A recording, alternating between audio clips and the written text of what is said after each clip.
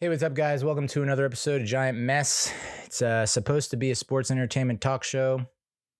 It covers Giants football, Mets baseball, movies, and TV shows with some comedy mixed in for good measure. It's hosted by Giant Mess. That's me, the Real Cinch Neal Lynch. I'm now 43. So welcome to Thunderdome, bitch. Yeah, I had my birthday. Yeah, there's no intro on this one. I'm just going to go right into it. There's no point in wasting time on this. Let's just get this over with, right? Had my 43rd birthday.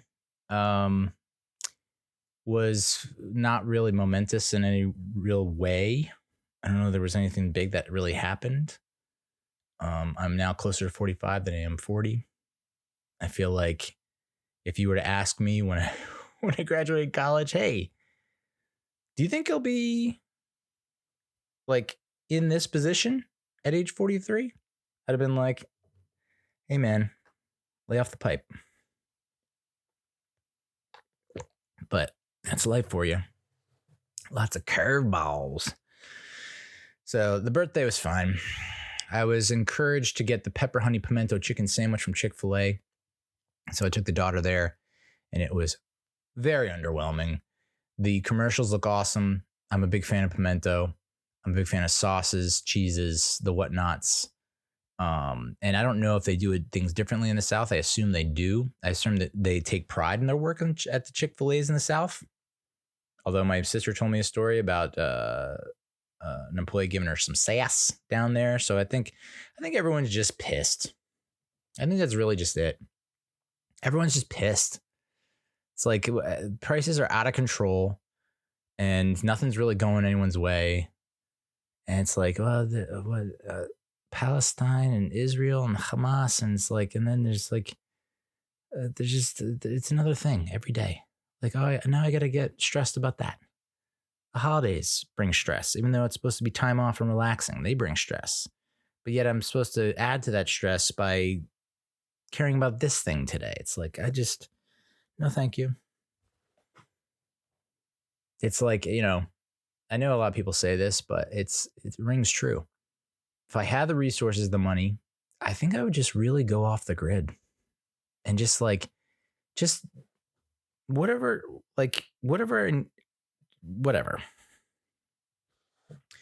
So yeah, I feel like I've been in a midlife crisis for about 10 years now. It's been 10 years of a midlife crisis where it's like, what am I doing with my life? I need to do this. I need to do that. I need to do this. I need to do that. I need to do this. And I don't think I have the mind of a 43-year-old. That's for damn sure. It's definitely stuck in it. It's like, it's stuttering. It's buffering, if you will. Anyway, this chicken sandwich sucked. It was bad. There was like hardly any pimento. There's like jalapeno. I don't know. Everyone, I think my mom oversold it a little bit. And it was underwhelming.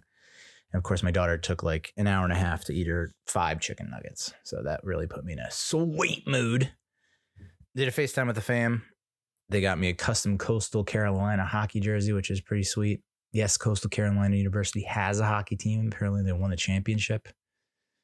I got a button-down shirt that didn't fit. And that's not throwing shade at anyone. It's not throwing anyone under the bus. I just have a weird body. I have never been able to find clothes that fit. I have this weird amoeba body that just refuses to fit into jeans or shirts or underwear. It's just like nothing fits correctly or appropriately. And I've had help. And it just doesn't help. So, it's like I got it exchanged. It was XL. I got it exchanged for a large. Still feels weird. So it's just I feel weird in my own skin, and I feel weird in clothes. That's just 24/7. That's how I roll. I also got some Hey Dude shoes. They are actually pretty comfortable. I wore them while I was down in the Palmetto State. They're nice little slip-ons, I don't think I'm going to get much use of them here in 32-degree weather. But come spring and summer, that should be fun. And newsflash, I still have a cough. Still have a motherfucking cough. I acquired this cough in a trade with the Las Vegas Raiders for a second round pick and cash considerations. On October 26th, 27th, I went to the urgent care center. Literally that day, the next day, I had a professional medical doctor give her professional medical opinion and tell me that it could be this, it could be that, could be this, could be that, could be this, could be that. And it turned out to be none of that. And now I just have a mystery disease, some kind of virus that just refuses to die within me. And now I'm thinking back to like when she said, oh, I'm going to prescribe you this pill. It'll knock it right out. And then the pharmacist called and said, oh, that pill costs damn near $200. Do you want it? And I said, what? Is my last name Moneybags? Is it for real? Oh, okay. And I declined it. And now I am, so many regrets in my life, but that's a regret that will hurt for sure. Should just took the pill and just like, go into a coma for 24 hours, 48 hours. Worth it. Cause, I freak out everyone on the train, everyone at work. It's just a bark. I'm just that annoying neighborhood dog that's just excited at every single friggin' shadow that passes by. So yeah, still got the cough. Birthday weekend. I don't know which one you want to consider my birthday weekend, but I consider this my birthday weekend. I went up to Rhode Island to visit a lifelong friend from growing up, who I've stayed in touch with all these years. He was a groomsman in my wedding. I think I might have teased it last episode. If not, who gives a shit? Pretty good weekend. I got in around 7-ish. Took me about 6 hours to get up there. I get in around 7-ish. And had a shit ton of Mexican food. My buddy, and he knows this. He's packed on a few pounds. There are a few extra lbs on the dad bod. It's the largest I've ever seen him. But then again, it's not all blubs. It's not all blubber. He's telling me about how he was trying to put up 300 pounds on the bench and tore his titty. I think that certainly contributes to a lot, because it's like when you're working out like a madman, you can eat like a madman, Michael Phelps style, 10,000 calories a day, as long as you're working out like a beast. And I think he was. And then once you tear a titty, you can't work out anymore. And so that's when you continue to eat like a beast, but you don't work out like a beast. And then you plump up like a whale. Am I calling him a whale? No. But he's beefy. He is beefy. So he ordered a ton of Mexican, which I appreciate. I put in the request. He said, what do you request? I said, Mexican, dude. Does it matter what kind of Mexican? No. Just Mexican. Is it from Mexico? There you go. So I was trailing this car, and I was like, man, this car must think I'm tailing them for whatever reason. And they must be freaking out, because it's like wherever I'm supposed to turn, they turn ahead of me. They turn ahead of me, I turn. They turn, I turn. They turn, I turn. They turn. And it was like, oh no. Like I'm probably, this person's got to be wigging out in that driver's seat behind that wheel. And that car makes the left onto the road. And I was like, oh, I know who this is. He invited his parents. These are his parents. They're coming in same time that I'm coming in. Oh, that's great. I haven't seen them in 17 years, something like that, since his wedding. Or maybe a funeral. It's usually when you see everyone, weddings and funerals, right? And I pull into the driveway and I look over expecting to see two seniors, two elders of the tribes. And I see his daughter, who was born in 2007 and it will forever be not a teenager in my eyes. And so to see her gripping onto the wheel, looking at me in horror, I was like, whoa, do your parents know you stole the car? At least you returned it in good shape. How are you allowed behind a wheel? not knowing that, she's she's 16. She's allowed to drive. She's a permit or a license. So that's completely kosher and fine. There's a lot of political talk over some Mexican food, and I just don't pay attention to politics, and I don't pay attention to the news. And like I said last episode, people really don't like that. They don't like that I am not informed. And I just, I guess I gotta start paying closer attention. I guess. I don't know. I just feel like I already have like the tightness in the chest, the gray hairs, signs of stress. It's like, all right, let's just add more. Let's just throw a little more fuel on the fire. Why not? So, they're talking about Trump and whatnot. And I was just like, I don't know, dude.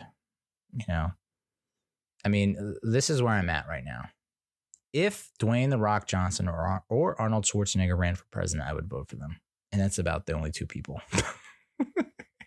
And I can hear you scoffing through the screen, through your phone and or stereo.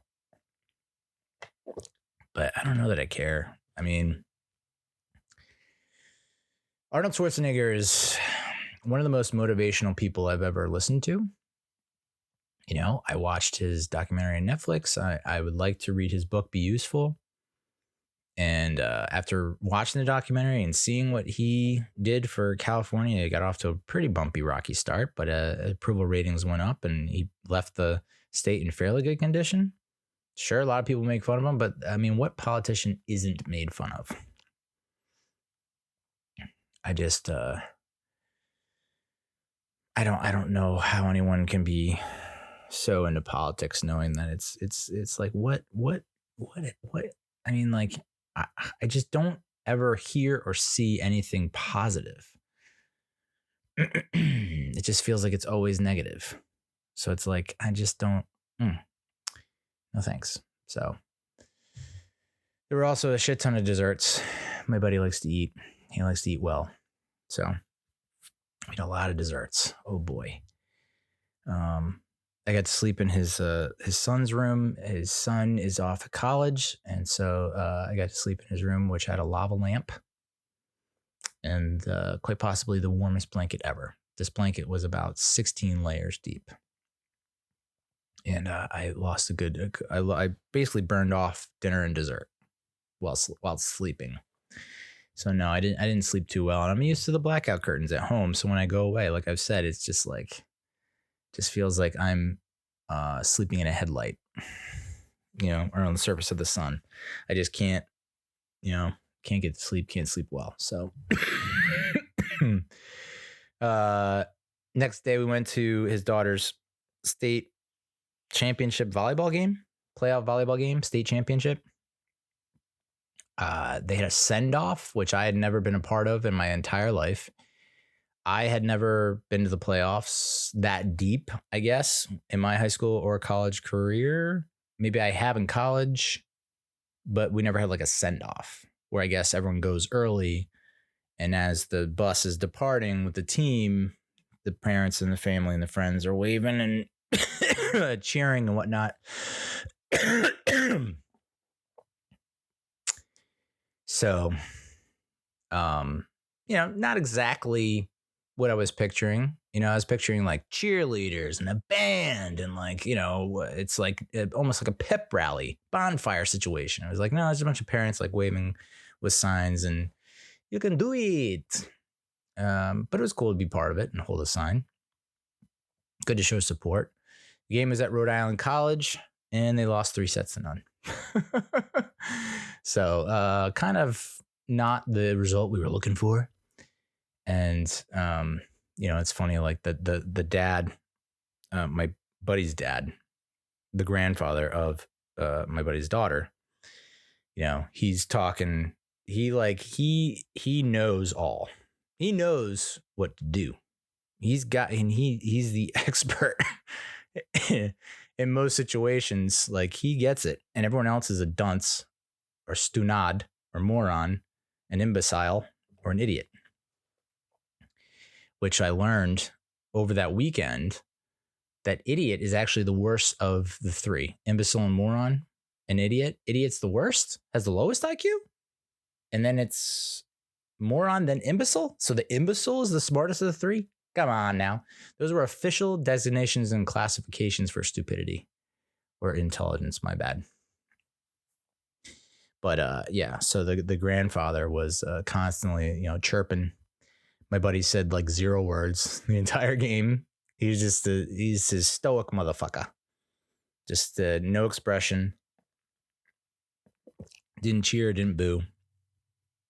And the mother was constantly, my buddy's mother was constantly like whispering to me as if I can do anything. I can't do anything. I have 0 power in this situation. I have 0 power in pretty much every situation. So she's whispering, oh, he said this coach, oh, he needs to do this and he needs to do that. I can't believe it's, And I'm like, leaning over to my buddy. I'm like, hey, your parents are on one right now. Like they are. Can we just get them down on the sideline in the bench area? Because we need a little switch up in the mojo to get this team going. So the other school, none of the students from my buddy's daughter's school showed up, but yet the opponents, the students from that school showed up in full force. East Providence, they had like coordinated cheers, all these orchestrated celebrations, cheers and jeers, and our side, not so much. There was like one really vocal dad who was just like, it was scary every time he yelled. So I'm like, I don't know if you're helping or hurting.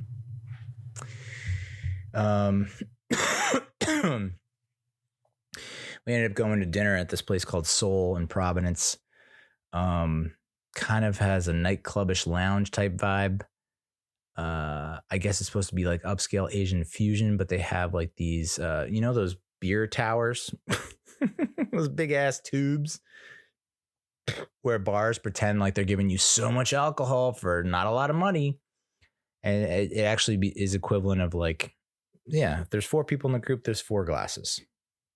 You're not getting, it just looks cool, I guess. I was just mesmerized. There were the TV screens everywhere. And I thought they were playing Marvel movies. So, of course, I'm like distracted by it. It looks like the opening to every Marvel movie. So I'm getting distracted by it. And I'm like, keep getting distracted. Like, oh, here comes Iron Man, or here comes, Thor Ragnarok. Like I keep looking at it like, okay, here comes another Marvel movie. And it's like, no, it's just this weird animation that this DJ has put together to promote himself. It's like, really? That's on every TV, huh? Okay. The waitress didn't know any of the specials. Why would she? I ended up ordering a pumpkin teeny because I'm a basic bitch. Anything that's pumpkin flavored, I will partake. And of course it came out and she laughed when she took the order, and she laughed when she dropped off the drink, because it was like, this is a basic bitch drink. What are you doing? Whipped cream all over, sugar crusted rim, like so sugary. Like that's not, pumpkin doesn't have to equal sugar, folks.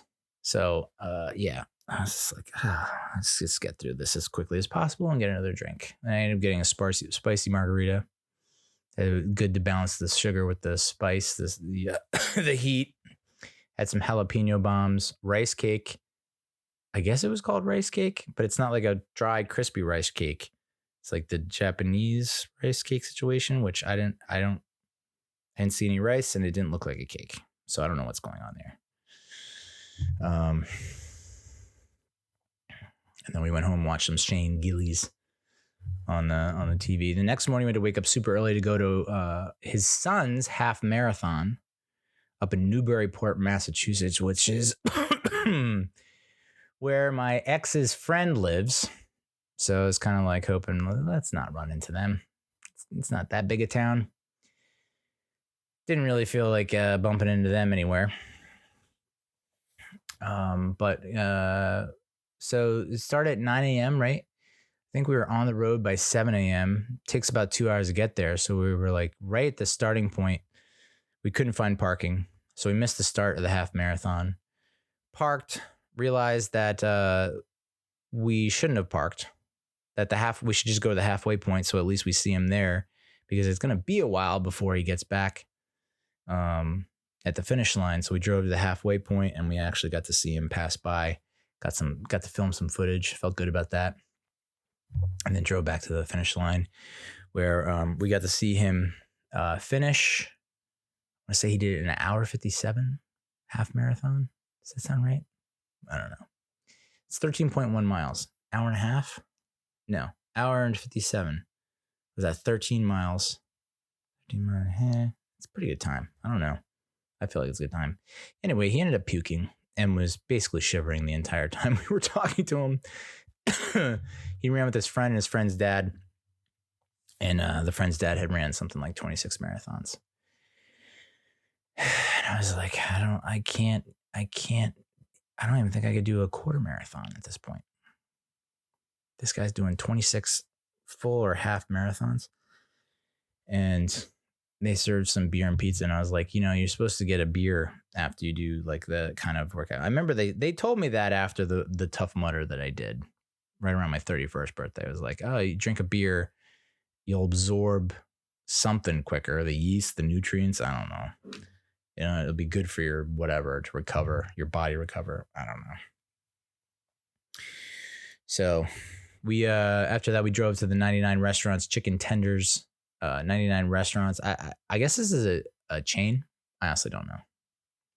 I guess it's a chain. I had the chicken tenders and a big beer and a burger.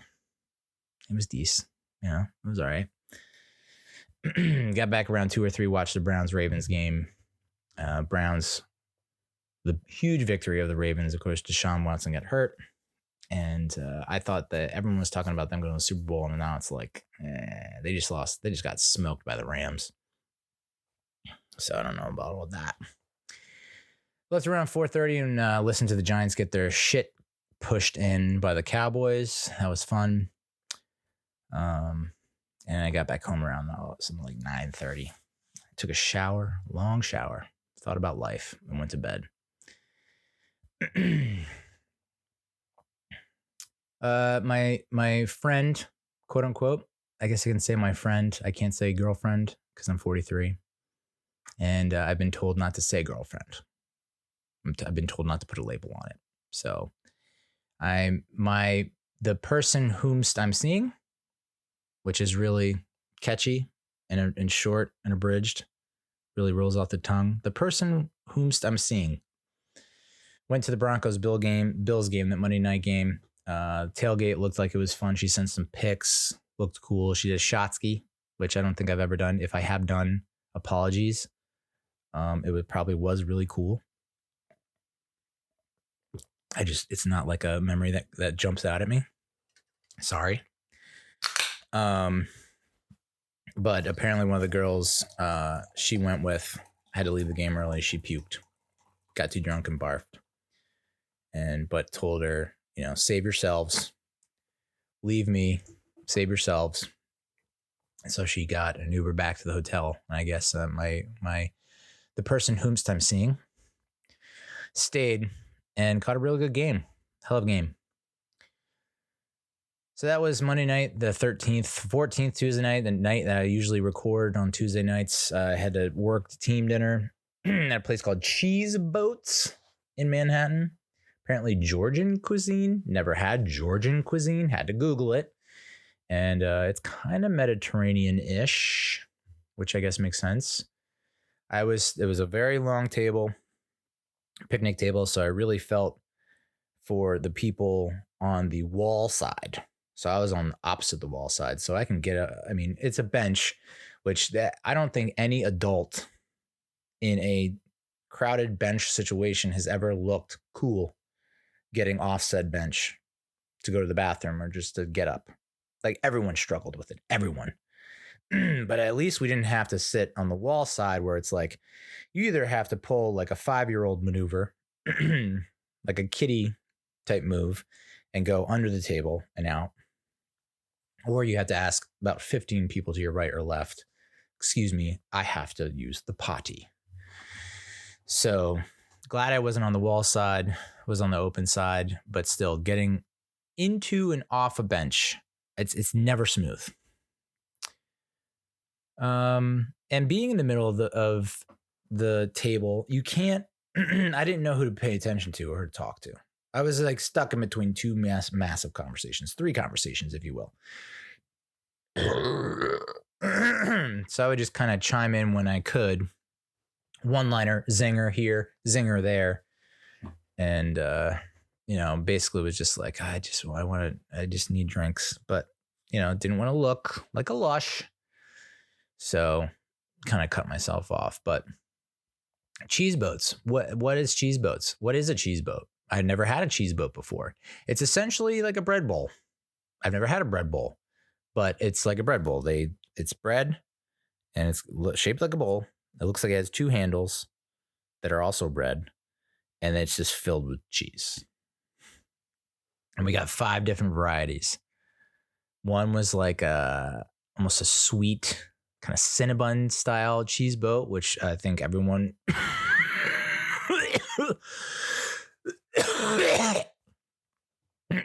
fucking loved. Fuck me. And kind of like a cheesesteak cheese boat, which I dug. There was a meat lover's cheese boat, a regular cheese boat that she mixed with egg. That was a little wild. I didn't know that was going to come my way. But I could have destroyed all of them single-handedly. So I definitely had to pull back the reins a little bit on that one. Didn't get home until like 10:15, hence why I didn't record. Next 2 days I had Bree, so couldn't record. And the cleaning lady came on Thursday. It's the first time I've had a cleaning lady come that Thursday, not this Thursday, not the past Thursday. Does it even fucking matter, Neil? No. So cleaning lady came. She was here for a solid 4 hours. I have a 2-bedroom apartment. She didn't even clean the bedrooms. So it's the living room, which is also the dining room, the kitchen, and the bathroom. She was here 4 hours. Place looked great for like 24 hours. And then it was back to being completely shitty. But it was nice for that one 24-hour period to be like, you know what? You're doing all right, Neil. The person whom I'm seeing came over for lunch. Was not a great showing by me. I acted very weird, nervous to all hell, because it's the first time I've had anyone outside of my sister or my daughter. Anyone outside my daughter or maintenance come into my apartment. My first time I've had a guest, an adult guest. I think my uncle and my cousin came like the day I moved in to drop off something. That's it. No one else has been in my apartment other than my daughter, maintenance, and them. And that was the first day, and that was 2 years ago. So I haven't hosted anyone, a guest in this apartment. So I was like very nervous and anxious because, I rented this sight unseen. I was just like, it's in my price range. It's close to the train station. It's close to her school. Let's just do it. They have an opening. After they said they didn't have an opening, you got to act now. So I acted now. Sight unseen. And the moment I walked in, I was like, oh my God. This is not the lap of luxury that the photos would indicate. So yeah, there was that first week in this apartment. It was just like my recliner and nothing else. It's just like, it was definitely like that scene, that cutaway scene in Family Guy where they talk about divorced dad.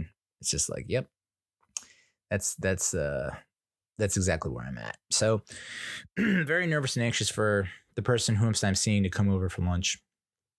She had made salads, which were really delicious. And, entered, this is a weekend after we exchanged some really great texts text that made me feel really good inside and outside and in between. And so I figured, this is we're entering a new level. I've advanced to the next level. This is great. We've taken the next step. This is great. And then that lunch was like a first date, like a blind date. It was just, for whatever reason, I gave her the tour, and it was just, you could tell that she was biting her tongue the entire time. I gave her the heads up too. I was like, hey, listen, this place, I'm not proud of this place at all. I view this as a temporary stepping stone, as I have viewed pretty much everything in my life, and look where it's got me. Everything's just around the corner. It's just about to click and to fall into formation. It's just about to happen, and then it never does. I'm going to be on my deathbed at age 98 and be like, next year, that's the big one. So, yeah, I gave her the heads up. I was like, hey, listen, I haven't really decorated because it doesn't feel like home. It just feels like it's temporary until I get my new home, which is nowhere in sight. It's nowhere. I can't even imagine when that'll actually happen. I'm going to be here for the next fucking 10, 15 years. Still nothing hanging on my walls and be like, this is a phase. This is just temporary. So she walked around and she was just like, you could tell she just wasn't saying anything about anything. And it's just like, okay, you fucking hate this place. And you're wondering why you're hanging out with this loser. So all the good vibes from the texts over the weekend just went out the window. And so I went to Wendy's with my daughter and ate my feelings and then drank my feelings. I saw a mom completely freak out on her daughter for dancing weird in the Wendy's. And I thought to myself, that girl's probably going to become an exotic dancer. Like, mom doesn't approve? Well, I'm going to do it every night on the main stage on this here pole. So, yeah, that was that Friday. And then Saturday, I went to our get together, right? Trying to do more get togethers with the ex-wife and my daughter, try and put on a good show for my daughter and be like, hey, we're a family. And we went to PJ's Pancake House on National Street in downtown Princeton. And it was actually pretty nice. I thought it was going to be weird and awkward like it always is. But it actually went fairly well. So I was pretty happy about that. And then I had to drive 10 hours down to South Carolina because Spirit Airlines can suck a massive monster hog. Refused to fly Spirit Airlines, and it's the only affordable flight that goes down to Myrtle Beach because United's like, well, we got you by the balls. You're not going to fly Spirit. So what are you going to do, drive 10 hours? And I was like, yeah, United, actually I am. I don't understand how you can charge $1,000 or more for a 2-hour flight for 2 people. Riddle me this. Explain that to me. So 10 hours down to South Carolina. I talked to the person Whomst I'm seeing. A fairly positive convo, I guess. Tried to discuss what had happened. We both kind of felt like it did feel like a first date. And I think that's kind of can be the issue is you can talk a lot on text. You can FaceTime to fill in the gaps between, because the schedules, we're not both single. We both have a kid. So it's like, you have limited time. This is when I have a weekend free. This is when I have a weekend free. We're not at the point yet where we can introduce our offspring to the person whom we're seeing just yet. I had to Google it, and apparently it's 9 to 12 months, minimum of 9 to 12 months before you can do that intro. So I was like, oh, okay. So for the time being, you have to, whenever you don't have custody, that's when you get to meet up. And that happens like once a month, twice a month. So I don't think that helps things at all. But she had agreed that it did feel like a first date, very awkward. But, I could tell she has very impeccable taste, refined tastes, sophisticated tastes. She's described herself self-proclaimed bougie. So I could tell it was just like, she's not very, and so all the love, the capital, not a capital, a lowercase L, like LUV, not the big LOV, but all that kind of affection that was felt over the weekend that she went to Buffalo for the Monday night game. It felt like she kind of took a step back from that and was just like, oh, I got to rein it in,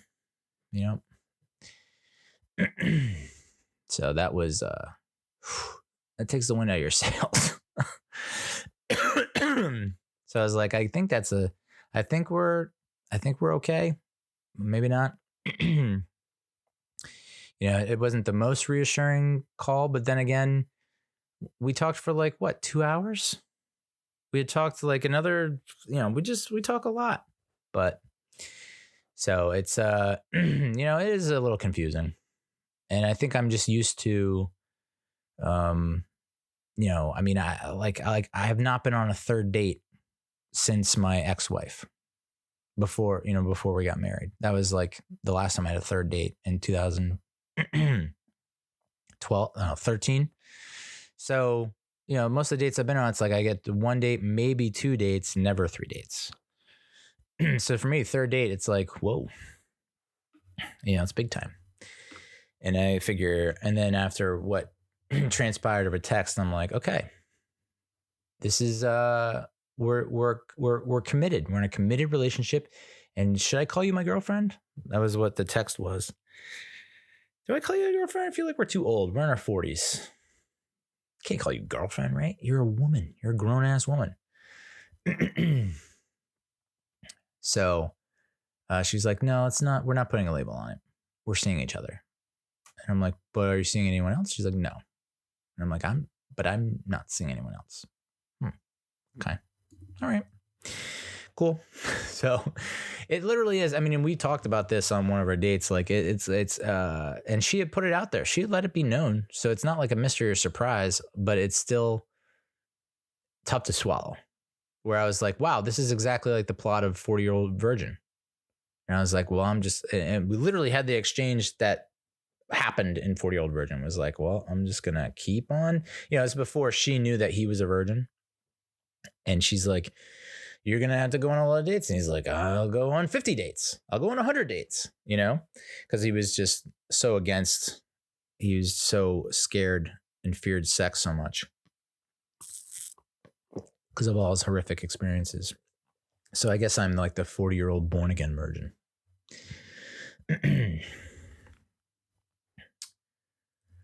How many dates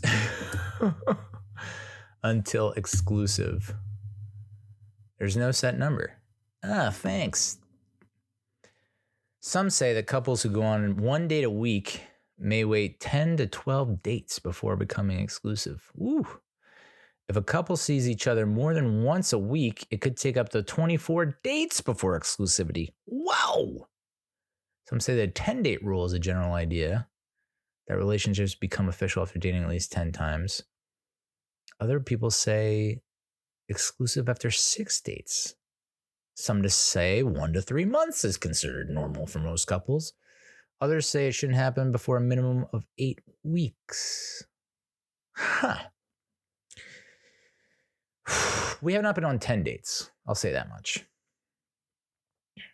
So, I don't know, maybe date number 10 is the magic one. But we have been talking since early August, and it's now early December. So I think we're at 4 months. So maybe it's that 10 date. 24 dates, though, before going exclusive is outrageous. Once a week for 24 weeks, that's that's 6 months. That's half a year. Just about.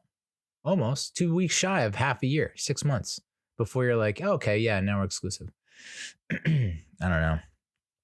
So, I mean, I always pretty much, I don't know. I don't know. I get a little excited. I get impatient.